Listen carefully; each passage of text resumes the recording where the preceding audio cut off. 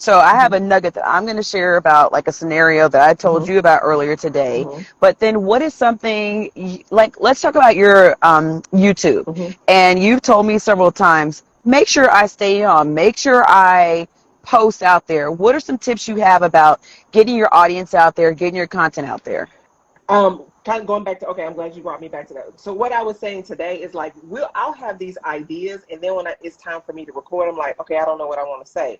But if I can make myself a list, I mean, we all have these smartphones. If you can make yourself a list of, the topics as they come to you, so when it's time to record, you have these ideas ready to go versus you trying to think about it. A lot of times with videos, we see the end product, but there is a process behind before somebody can shoot that. And so a part of that is getting down those ideas so that you can then record it later and then be able to upload it. So that's a big part for me, is like, okay, make sure you write down the ideas in some form, or you so that when you go to record it, you got something to record.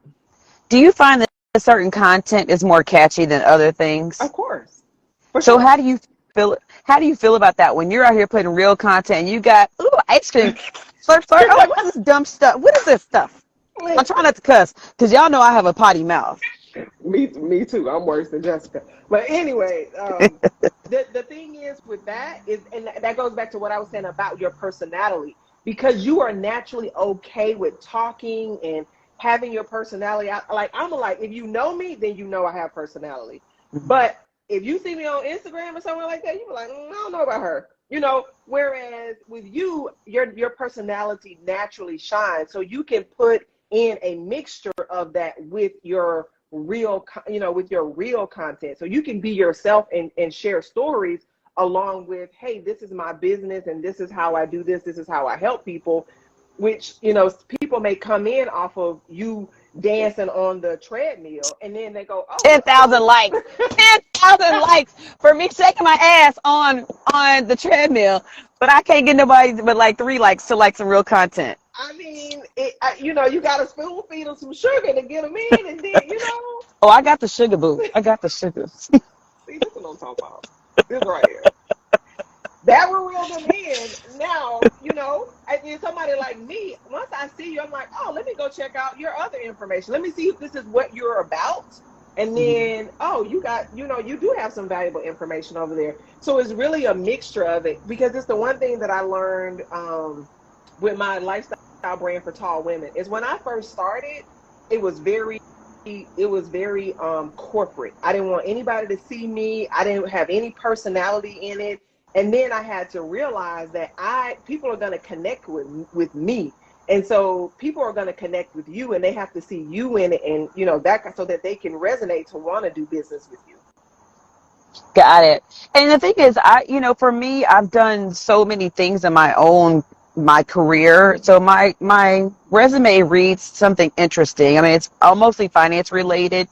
But once I finally realized, like, I like real estate, now it's like a job. It's still a passion, but one day I said, oh, shiz, this is work. This is work. Yeah. But I think I wouldn't give it up for anything, because to the fact that you and I were talking earlier today, there are a lot of realtors out there, and everybody has their own type of thing they're going to do. And for me, I like to educate people. So people will call me, and a lot of times I give away free information, and I may not know if I don't know something, I'll go back and say, hey, let me go back and follow up on this and get understanding of it. But for instance, there's times where I will ask somebody, hey, they'll say, I want to sell my house. And I said, okay, let's talk about it. I'm not going to sell your house, even if you're in a positive position. If things built up, I don't want to give all the details to it. If things built up that made it be unfavorable for you, there are some out there that would say, I will still sell this house because I want to get a check. Mm-hmm. I have a thing called a scruples and a conscience and all of that. Mm-hmm. And if I sell somebody a house and they're already in a position that's great, now they had an interest rate that was below 3%. Why would I have you sell that house because you want to go to a new place because you think that these other things are going to be there, and it's a new community, so you know nothing about it, and then, can y'all hear that? And then you want to go over here and buy something new that may not be the best investment for you. Mm-hmm.